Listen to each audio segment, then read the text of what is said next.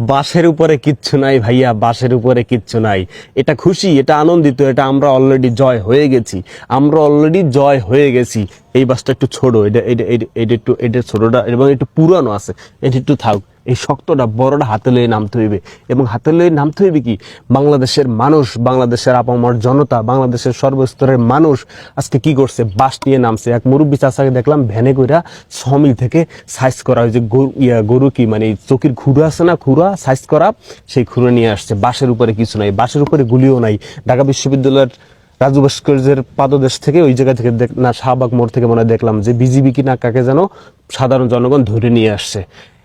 বাংলার মানুষ মুক্তি চায়, বাংলার মানুষ ছাড়া চায়, বাংলার মানুষ বাঁচতে চায়, বাংলার মানুষ তাদের অধিকার চায়। বাসের উপরে কিছু নাই ভাইয়া, বাসের উপরে কিছু নাই। বাংলার মানুষ আজকে বাস নিয়ে নামছে, কারণ জানে আওয়ামী লীগ, ছাত্রলীগ, এই যুবলীগ, খুনি লীগ, মুজা লীগ, জুতা লীগ, এই বাংলাদেশ বিরোধী লীগ আওয়ামী লীগ, এরা কি করেছে, সাধারণ মানুষের নামে সাধারণ মানুষকে আজকে হত্যা করতে, খুন করতে, গুম করতে এরা মাঠে নামছে।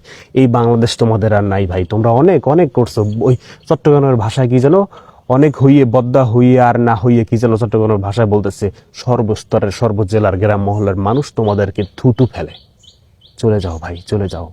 না চলে গেলে জনগণের কাতারে চলে আসো, অ্যাটলিস্ট বাঁচতে পারবা, থাকতে পারবা। যদিও তোমরা দেশ ঘুরে গেলে তোমাদেরকে অস্তিত্ব বিলীন করে ফেলবে বাংলার মানুষ, তবুও এখনো যদি জনগণের কাতারে চলে আসো, অ্যাটলিস্ট এইটা বলতে পারবা যে আমরা তোমাদের কাতারে আসছিলাম। বাসের উপরে কিছু নাই। বাংলার মানুষ এটা যেটা বলতে চাই যে বাংলার মানুষ, সর্বস্তরের মানুষ আজকে বাস হাটে নিয়ে নামছে, কারণ জানে ছাত্রলীগের কাছে, আওয়ামী লীগের কাছে, তোমাদের কাছে পিস্তল আছে, তোমাদের কাছে রান্দা আছে, তোমাদের কাছে দেশীয় অস্ত্র আছে। তোমরা আজকে কি, আরে ভাই গরু জবাই দিলে লাস্টে একটা ধাক্কা দেয় না মরার আগে, সেই ধাক্কাটা দিতে নামছিল। দাও প্রত্যেক জায়গার, শাহবাগের, মুন্সিগঞ্জের সমস্যা হইতেছে, প্রেফার মুন্সিগঞ্জ, সব জায়গায় উইন হবে। রংপুরে, আবু সাইদের এলাকায়, সব জায়গায়, মুগদুর এলাকায়, চট্টগ্রাম, কক্সবাজারে, পটিয়ার ছাত্ররা তারা রাস্তা দখলে নিছে।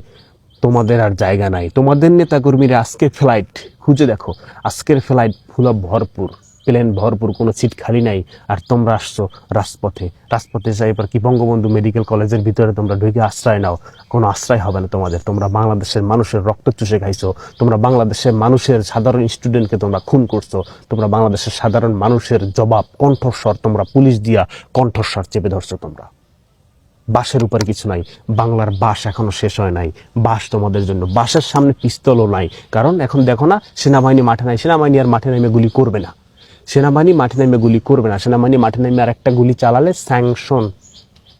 স্যাংশন, তাদের চাকরিতে থাকার চেয়ে না থাকা সেরকম অবস্থা হয়ে যাবে। সেনাবাহিনী আর গুলি চালাবে না, চালাতে পারবে না। তোমাদের ইন্ডিয়ান তোমাদের পুলিশ, তোমাদের এটা আছে সেটা আছে, পুলিশের ভিতরে ভাগ হয়ে গেছে, সমস্ত প্রশাসনের ভিতরে ভাগ হয়ে গেছে।